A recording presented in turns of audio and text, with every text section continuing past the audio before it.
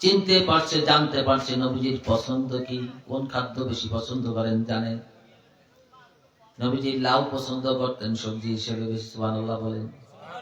খাসির গোস্ত পছন্দ করতেন, সামনের রান পিছনের রান। মধু পছন্দ করতেন।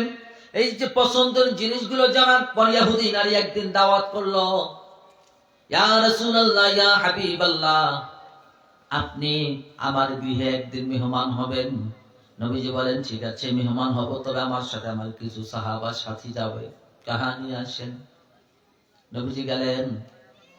ওই ইহুদি মহিলা কৌশল করে খাদ্যের ভিতরে এমন বিষ পুশ করে দিয়েছে, রানের গোশতের মধ্যে এমন বিষ পুশ করে দিয়েছে যে বিষটা ঘ্রাণ শুনলে বা হাতে লাগলে কয়েক সেকেন্ড মিনিটের ভেতরে ওই ব্যক্তিটার নিথর দেহ মাটিতে পড়ে যাওয়ার, মারা যাবে, বাঁচানোর কোনো উপায় থাকবে না। এমন শক্তিশালী বিষ ওই গোশতের মধ্যে ইহুদি নারী পুশ করে দিয়েছে। নবীজি সাহাবী কেরাম সহ বসে আছেন, খাবেন। হঠাৎ করে নবীজি বললেন, এই সাহাবায়ে কেরাম,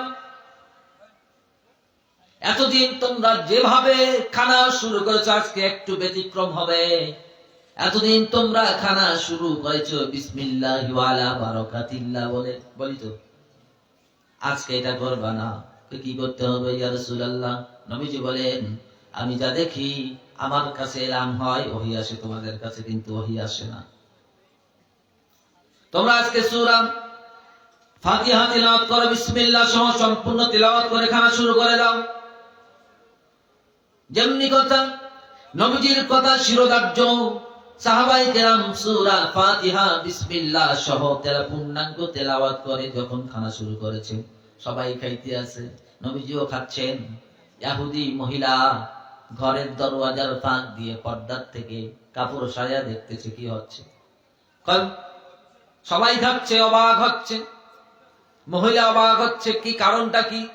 এত বিষাক্ত, এত তীব্র বিষ পুশ করে দেওয়া হয়েছে মুহূর্তের ভেতরে, তো সবাই মারা দেওয়ার কথা, কিন্তু কেউ যাচ্ছে না, কারণটা কি?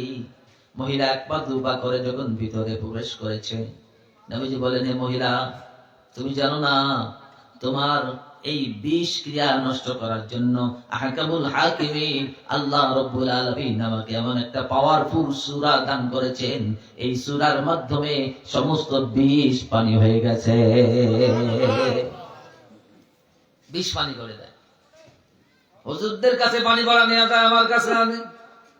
হুজুররা যখন পানির বোতলটা চিপি খুলে নেয়, মুখ শিশির মুখটা খুললো, বিসমিল্লাহির রহমানির রহিম এটা জোরে বলে, এরপরে কি কয় শুনছেন?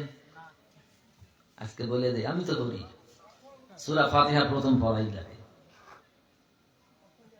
সূরা ফাতিহা প্রথম পড়ে। সমস্ত রোগের ঔষধ। নবী আলাইহিস সালাতু ওয়াস সালাম বলেন, সূরাতুল ফাতিহা সমস্ত রোগের ঔষধ ইল্লা সাম, সাম ব্যতীত। সাম অর্থ কি? মৃত্যু রোগ, যে রোগটার কারণে মানুষ মারা যাবে, এমন রোগ হয় না যার বাঁচেই না, এমন রোগ আছে তো? এই রোগটা যেটা মৃত্যুর কারণ হয়, যে রোগের কারণে, যে রোগ হইলে বা যে রোগের মাধ্যমে ওসিলায় মানুষটা মারা যাবে। অনেক রোগ থেকে তো মানুষ শেফা পায়, মুক্ত হয়, হয় না?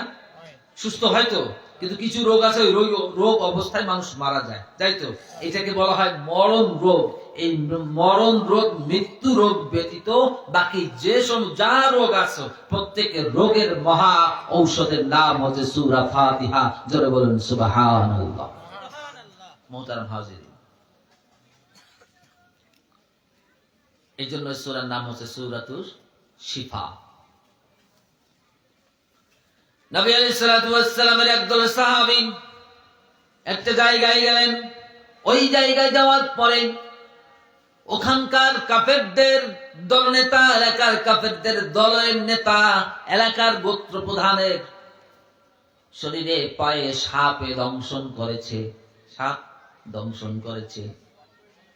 বিষক্রিয়া শরীর রক্তের মাঝে মেসিং হয়ে গেছে, নিতব্ধ হয়ে পড়ে আছে, মুখ দিয়ে ফেনা বের হয়ে গেছে, বিষ নামানোর কোনো ঔষধ পাচ্ছে না। সে সময়কার যত প্রক্রিয়া অবলম্বন করা হয়েছিল, কেউ বিষ নামাতে পারতেছে না। এলাকার থেকে কিছু মানুষ চলে আসো সাহাবায়ে কেরামের এই দলের কাফেলার কাছে, বলতেছে তোমাদের মধ্যে কেউ কি আছো আমাদের সর্দারের শরীর থেকে সাপের বিষ নেমে ফেলবে? সাহাবায়ে কেরামের মধ্যে একজন বললেন, হ্যাঁ আমি আছি। তাহলে আসেন, কি করতে হবে? তার বিনিময় ছাড়া যাব না। কি দিতে হবে? হ্যাঁ, ছাগল দিতে হবে, খাসি দিতে হবে, এর বিনিময় ছাড়া ফু হবে না। সাহাবায়ে কেরাম গেলেন, তারা রাজি হয়ে গেল। সাহাবী সেখানে গেলেন, ফু দিলেন, ব্যক্তি সুস্থ হয়ে গেল, বিষ পানি